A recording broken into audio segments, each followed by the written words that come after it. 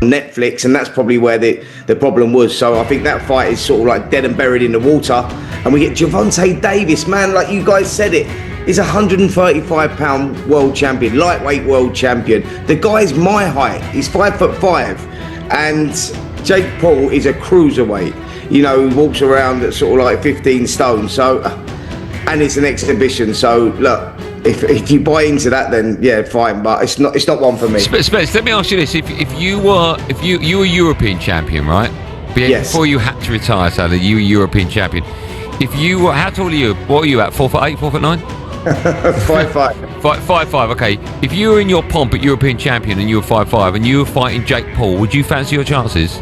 Absolutely. I think, yeah, definitely. I think I fancy my chances. I think Gervonta Davis actually beats him as well. He's one of the pound-for-pound best fighters in the world at lightweight. But it's a bit of a weird one, isn't it? It's like you got a guy of 5'5" boxing a guy of 6 foot plus. Cruiserweight. Yeah, it's just all a little bit odd. I thought if they're going to do an exhibition, perhaps Jake should have picked someone more his size. Look, his last fight against Julio Chavez Jr. Was at cruiserweight. Chavez Jr. was a former world champion at middleweight himself, and that sort of made sense. And it was a good win for Jake Paul. You know, he come out there and he beats an ex-world champion. He gets a little bit of credibility, and you go, right, now you're heading in the right direction. This back and forth leaves Paul caught in a balancing act. One moment he earns respect from hardcore fans, and the next, he loses it with spectacles like this. Respected voices in boxing, including Teddy Atlas, have acknowledged Paul's improvement. He's trained with top coaches, sparred with professionals, and worked hard to become more than just a novelty act. It's win-win for Gervonta as much as it is for Jake. Jake, it's like, okay, you're fighting a former world lightweight champion. You're bigger, so you have some advantages, even if you're, at a severe skill disadvantage. You're not supposed to expect to do anything, but if you do, it's even, it's bananas for you. It's great. Gervonta, I don't know. What if Jake hits him?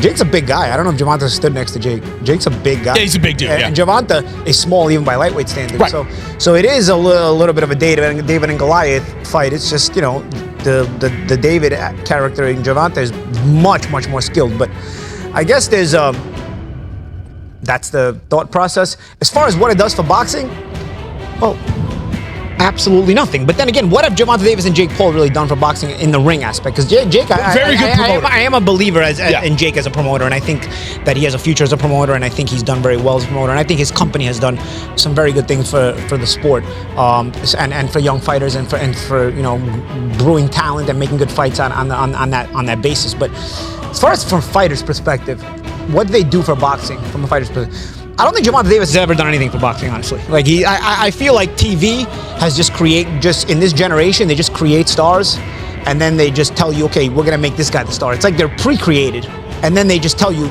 But many believe this Davis matchup undermines those efforts. With the size gap so extreme, the fight risks being remembered as another gimmick rather than a real test. In the end, the fight boils down to one thing: money.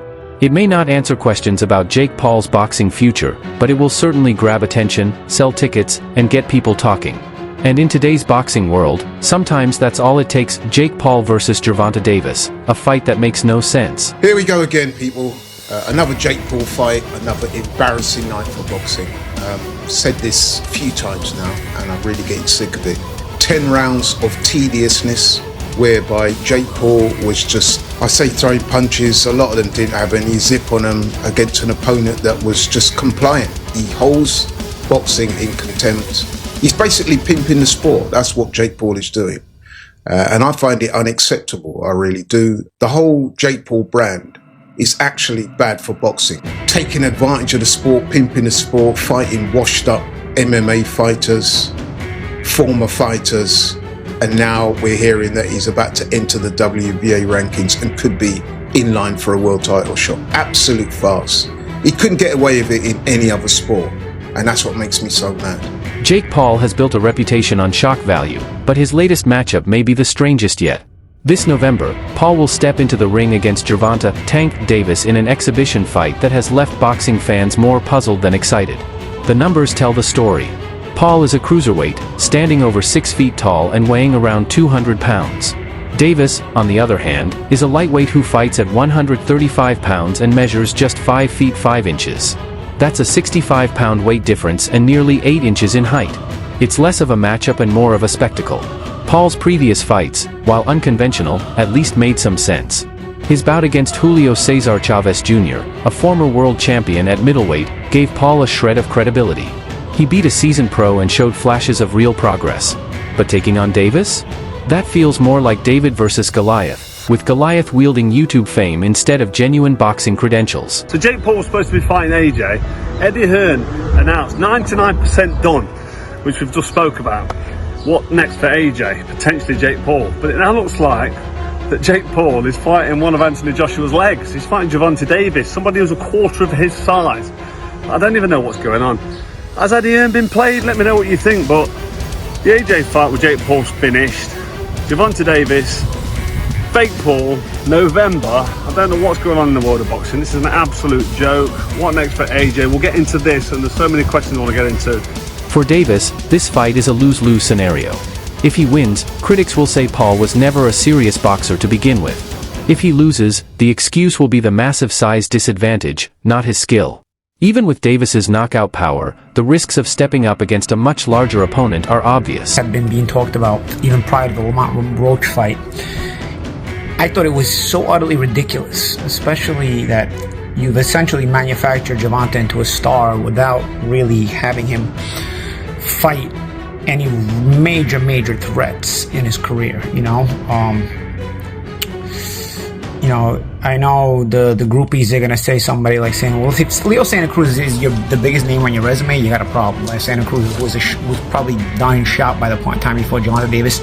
Santa Cruz, who 90% of his own resume was against guys he never heard of. And again, it was a one-directional fighter who started at bantamweight and they fought at 130. That's your best win. Pedraza's a solid win, I thought, even though it was a weight-drained Pedraza, and Pedraza was so weight-drained that he'd actually already lost to Edna Cherry. He should have already not been champion by the time Gervonta fought him, but they robbed Edna Cherry in that IBF title defense of Jose Pedraza, so that Pedraza remained champion. I remember because I worked that show and commentated that fight. So it's a sneaky good win, but it's sort of below the radar, not that good of a win. He had a weight-drained Pedraza, a Pedraza who went up to lightweight and actually fought better once he didn't have to weight-drain himself, and who had been struggling already at 130 prior to being knocked out by Davis. Like I said, he'd already lost to Cherry and was lucky to keep the title in the Cherry fight at 130. So Cherry, mind you, a guy that I beat way back in the day. I don't know. It's I beat him easily, like 9 out of 10 rounds, 10 out of 10 rounds, something like that. I don't know. I really don't know what to make of this, man. I sure as hell love to hear the comments. It's gonna generate curiosity for sure. Jake Paul is huge. I mean, this is like, he's going to be almost a foot bigger than Gervonta Davis. This is an exhibition, so there's not going to be an official winner unless there's a stoppage. So things like glove size, ring size still has to be dictated and figured out. I don't know. I don't know what you do with this. I don't know what boxing's coming to. This is what happens when you manufacture a star instead of letting stars organically create themselves. For Paul, though, it's another smart business move. He gets to headline on Netflix, pocket millions, and continue his odd journey of bouncing between real competition and circus-like exhibitions. It's a formula he's mastered: create buzz, draw attention, and cash in. Not everyone is impressed. Veteran voices in the sport argue that Paul isn't helping boxing but exploiting it. By picking undersized or aging opponents, he's turning the sport into a sideshow rather than elevating it. Former champion Carl Froch went so far as to call the matchup a complete joke, pointing out that Paul was reportedly close to fighting Anthony Joshua, a true heavyweight, before pivoting to a fighter nearly half his size. Boxing analysts agree. They see Paul's influence as less about talent and more about money. He has the resources to dictate fights, bypassing traditional matchmaking rules like weight classes and rankings. To purists, this undermines the integrity of the sport. Still, Paul deserves some credit. He's twice, big numbers. Jake Paul fought against Tommy Fury, big numbers. Jake Paul, who I believe, and I have told you guys this time and time again, he's much better than people give him credit for.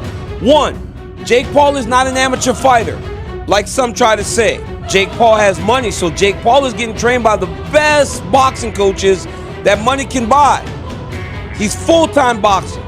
There are a lot of people that say he may do some other stuff. I don't know who he was going to fight that was saying that he was juiced up and he was ignoring him. Or was it Logan Paul? One of them. But at the end of the day, this kid's training to be the best fighter in the world, or the best as he can be, and he understands what losing would do to the perception of who he is in fighting. We were yelling so much about him fighting someone. Fight somebody your size.